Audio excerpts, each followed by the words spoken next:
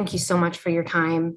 Uh, Hmm. it's really an honor to speak with you. And I have listened to the interviews and, the hours of it and have read the description of the book that you're writing. I've read the description of the book that she wrote and her sisters finished. I've listened to the interviews of her father, Larry, with KPRC here. And it's really an honor to be able to do this and to be able to share these stories of the memories, their strength, their love. I know that you described her as fiercely intelligent.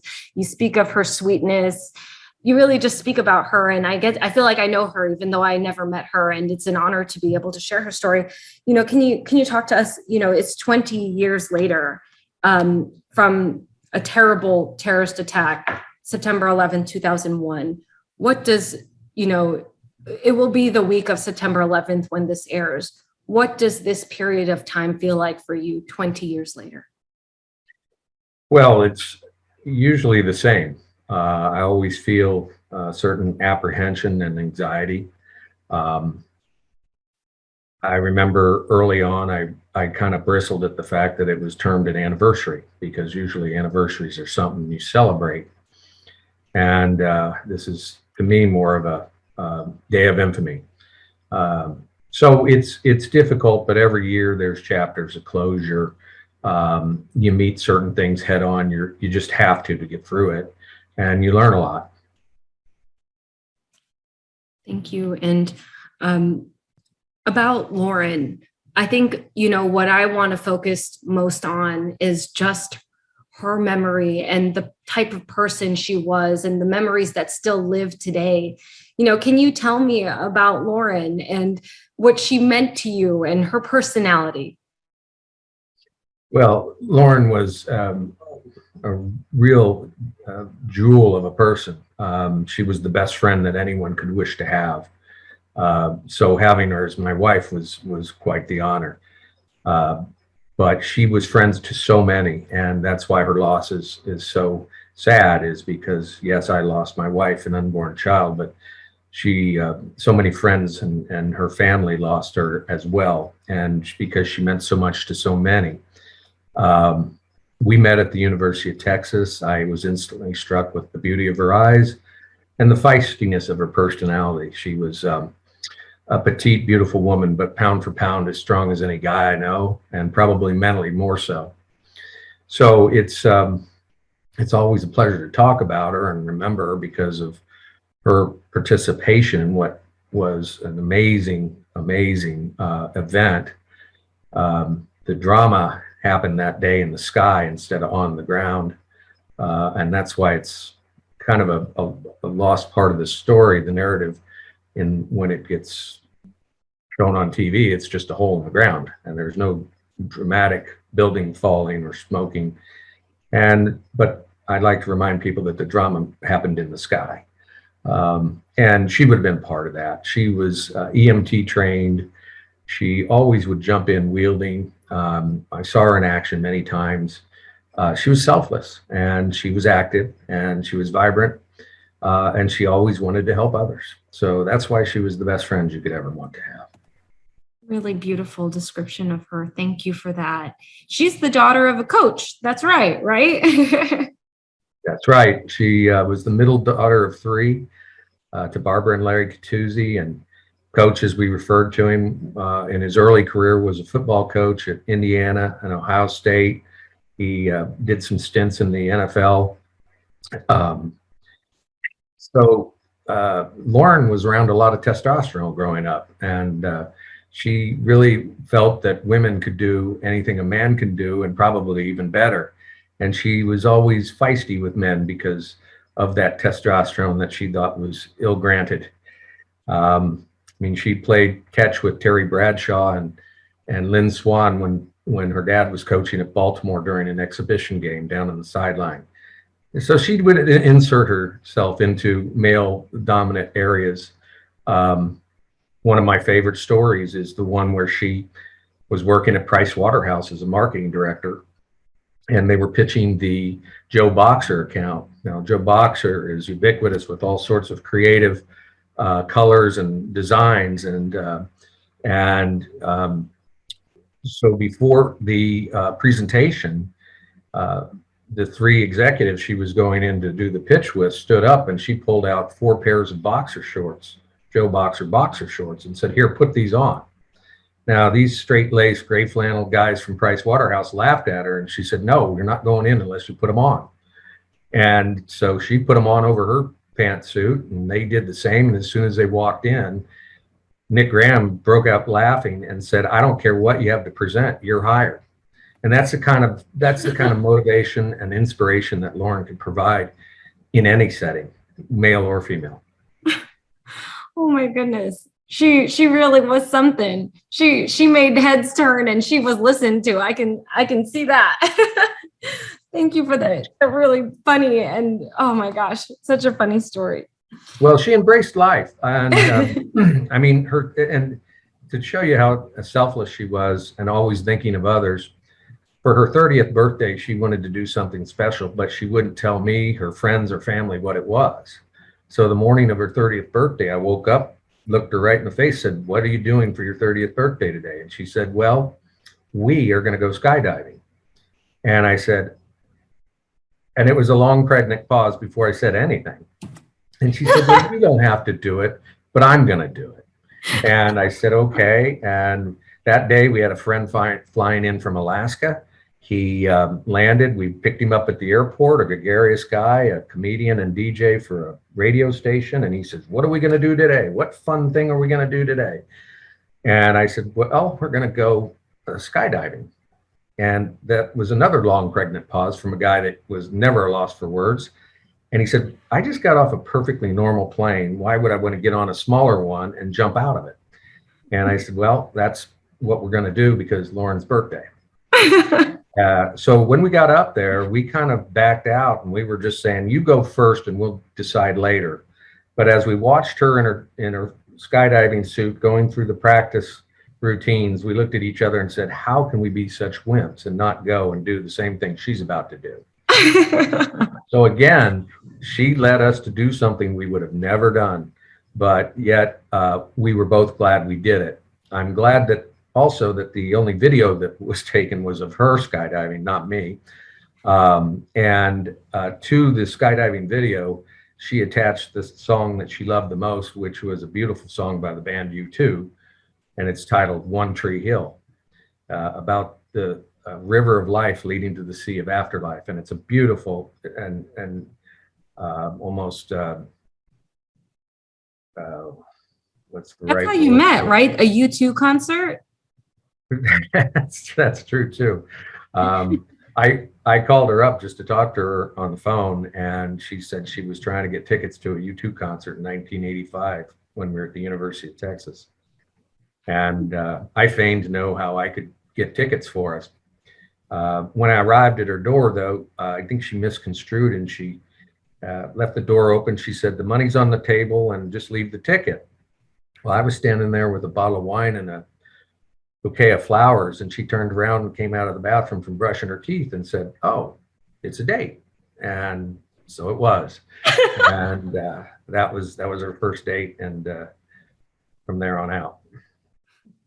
Oh my goodness.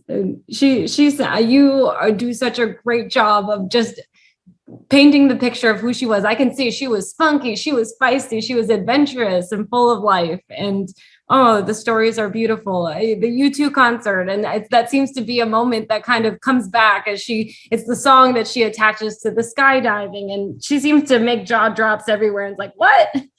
Oh. Yeah. And she also had just a great sense of humility. She would go out of her way to make fun of herself or do something goofy just to make other people laugh or feel more comfortable being around her. And I think a sense of humility is important to being a leader. I think it's important to being a friend.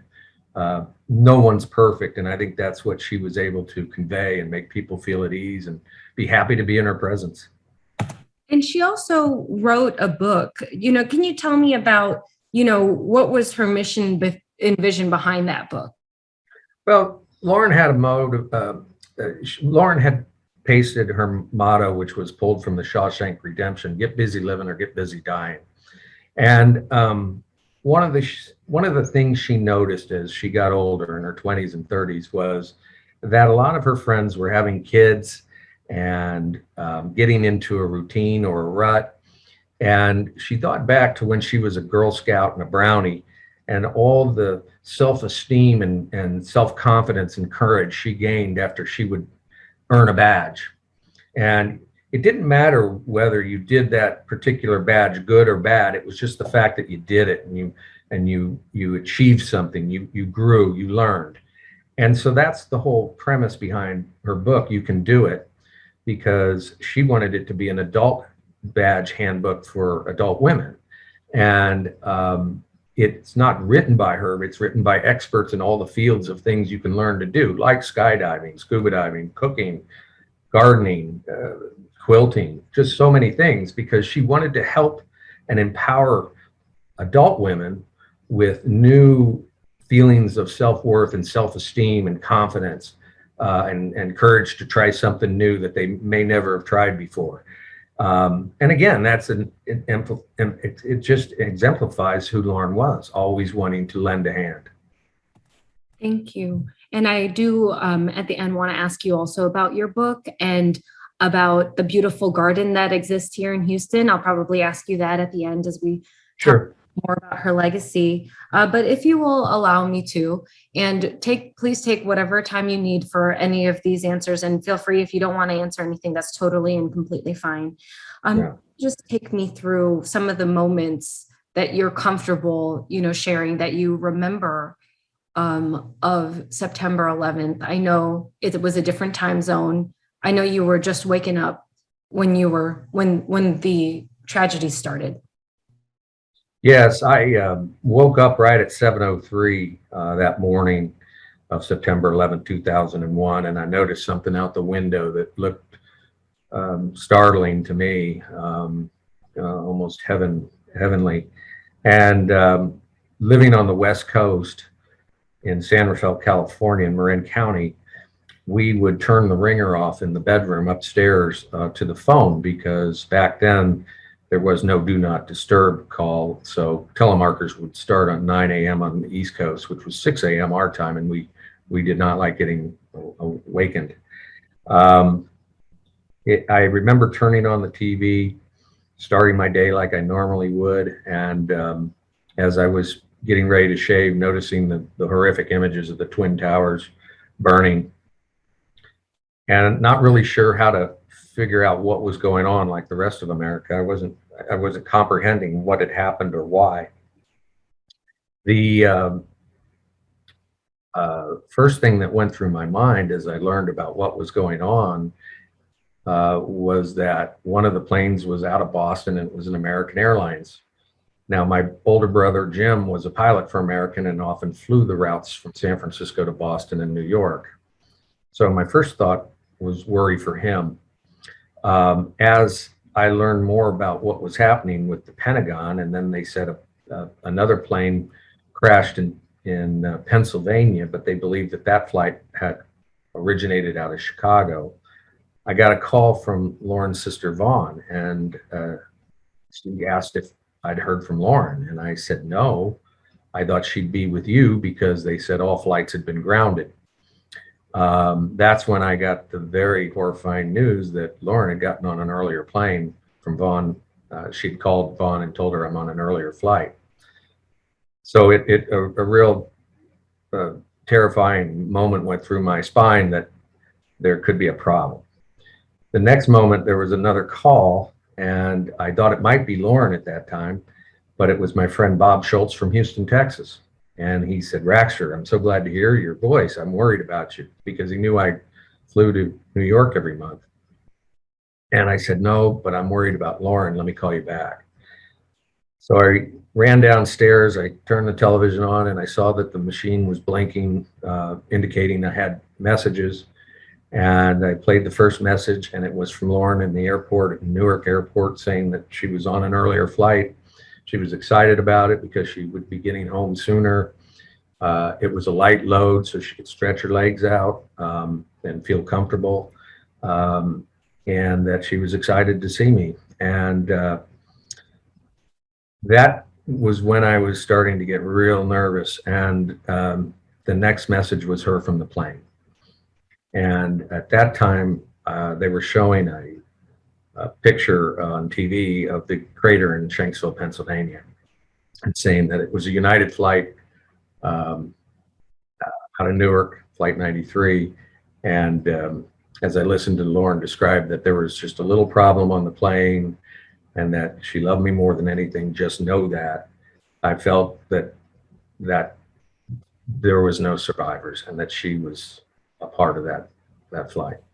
When you talk about, these very, precious memories from precious messages from Lauren, and what really struck me most from what I heard was you talk about her strength and how those messages were just a sign of her selflessness and strength. Would you talk to me about, what she said to you, and what was your realization about her strength during that moment when she's calling you saying, and let us know what she said again? Well, she said, "Honey, are you there? Pick up, sweetie," as we all do if we were calling from anywhere. And very calm, cool, collected. She said, "Okay, I just want to let you know I love you," which was, the first thing she wanted to make sure I knew. And then she said, "There's a little problem on the plane." Now, she said it as if that she knew they were going to take care of this little problem, that they had already figured out what was going on, and they were planning, and they were voting and doing the most American thing in uniting together total strangers. So that part of the message was kind of cryptic, but it could have meant that she was being watched by the hijackers, so she couldn't exactly tell me what was going on. But she then says, I'm fine for now," meaning that she knew she might not get out of there, but they were going to try like heck to wrestle back control of that plane.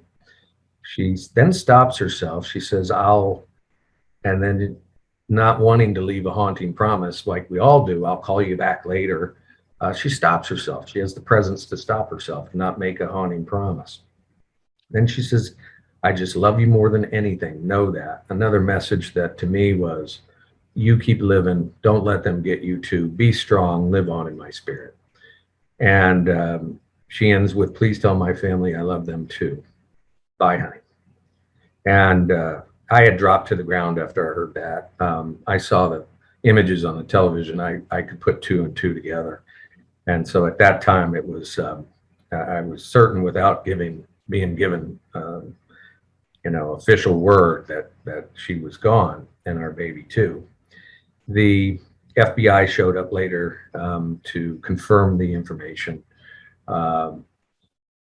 They wanted to take her message to scrub it for any sort of background noise, and I told them if they couldn't give me any sort of written guarantee it wouldn't appear in the public because her parents hadn't seen it, nor had her sisters listened to it, that I didn't want them to be exposed to it unexpectedly. And they said they couldn't do that. And so I said, "Well, you can't have the message." After they left, these big FBI guys had tears in their eyes, by the way, listening to Lauren's voicemail, because they said it was so courageous and brave. But after they left, someone said to me, "Did you know you just stared down the FBI?" Well, I didn't really care. I was still protecting Lauren in any way I could. And the strength that she had to call, and thank you for sharing that about her, because I think it really speaks to her selflessness and just an amazing control of her own emotions, and a sweet, very sweet and selfless message to you and your family. And let's talk about her living legacy. What she was able to do for so many other people even after her death, the values that still live today that she inspires. Can you tell me about, the values that she inspires even today? I think that it comes in different ways. Some of the most rewarding ones that I get are from young women who have either read her book and had said they've tried new things and they've gained self-confidence and they live on in Lauren's spirit. That would be a wonderful legacy Lauren would cherish and have gladly would have been happy to achieve.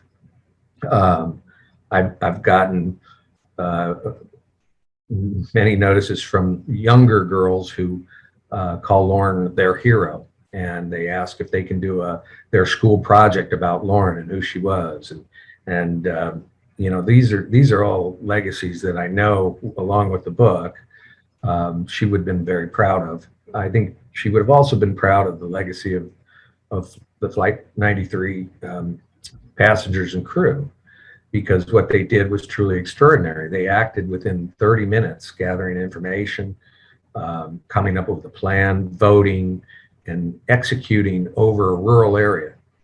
They had the wherewithal to know and to care enough to wait until they were in a rural area to come together as strangers and hopefully save any other people on the ground from being harmed. I think she would have been proud of that legacy and the teamwork that took place on that flight, the unity in a moment of peril, is probably the most courageous and admirable thing anyone can do. And I think she'd probably wish that upon our country today, as we seem very, very divisive over so many things. And I hope that people will pause and just think back of what they did on Flight 93. And I think what you said, it just makes so much sense. They were Americans through and through. They made decisions, they voted. And I thank you so much for reminding everyone, all of our viewers, about those values. And I can tell you, we have a lot of viewers, and I'm glad that, her living legacy can be that, and reminding us about the values that make us American, and fighting for that and pushing for that, even after her death. It's really an honor to be able to share the values that she stood for. And she really is, a hero. And when I listen to these words, and I'm listening to every word that you say, they mean so much to me. I do want to ask you about, the legacy that you're leaving too. You're writing a book, is that right? And we'd love to be able to share more about that with our viewers. Yes. It's been a long journey for me, obviously. And from the very early days after September 11th, I was in a zombie-like state because of the shock and surreal nature of the trauma. What I learned later on was it was a mental injury. Trauma like that is a mental injury, and it's not easily seen, but it's there. It can have damaging effects. I lost 30 pounds in the first 3 months, and I thought I had cancer, but what I discovered was that I had depression. And the doctor said depression is a dark disease that slips in and suppresses your appetite, and so you'll lose weight.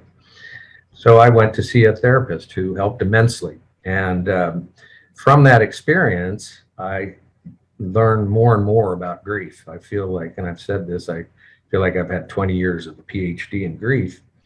And not just from the loss of Lauren, but what I discovered later on was I hadn't quite mourned the loss of the unknown entity, which was the child, that I was still hanging on and thinking about every year how old that child would be. And so I went back to a therapist in 2015, and she used a technique known as EMDR, usually used to treat PTSD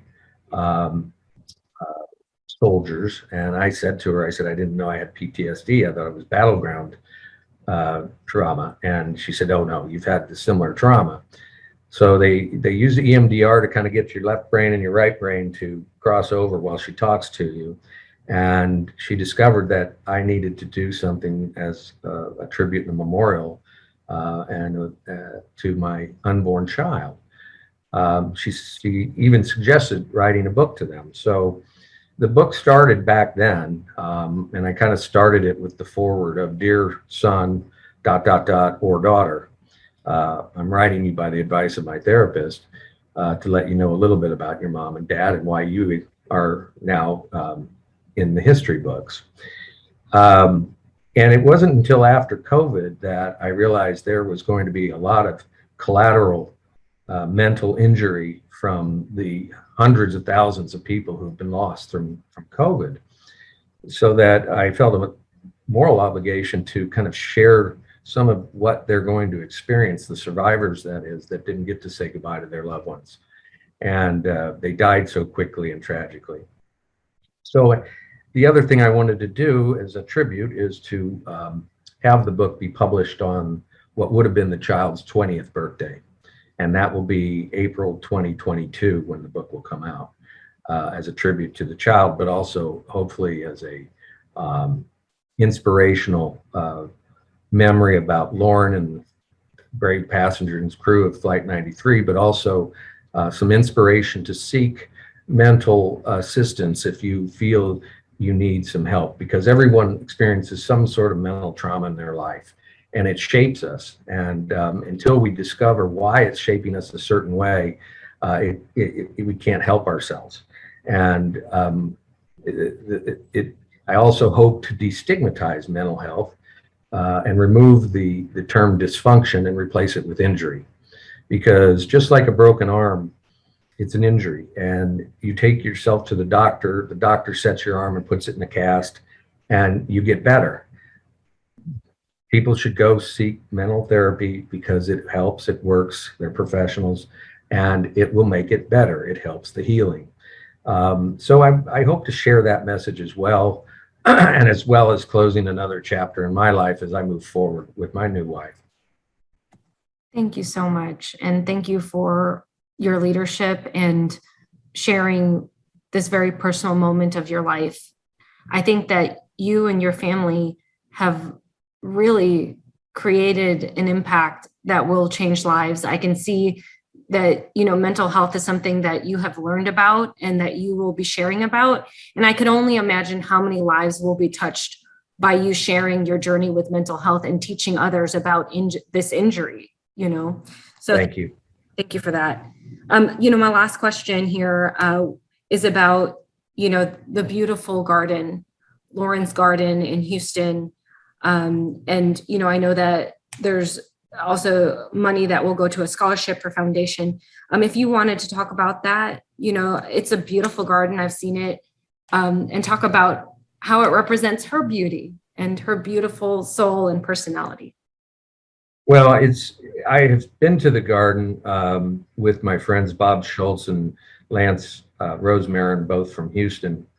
In fact, I'll never forget when I was leaving Houston after the very first memorial or funeral for Lauren. I was at the Houston airport, and they took me there, and they were following along, and I said, well, goodbye, see you later. They said, okay. Next thing I know, I get to the gate and they're still behind me. And I said, what are you guys doing? They said, we're going with you. We're not letting you out of our sight. And so that made me feel like this Houston connection I have is a big, warm hug. And the memorial really solidifies that. It makes me feel attached to Houston in so many ways, other than just my friends from Houston, but that the whole city of Houston is still part of my family.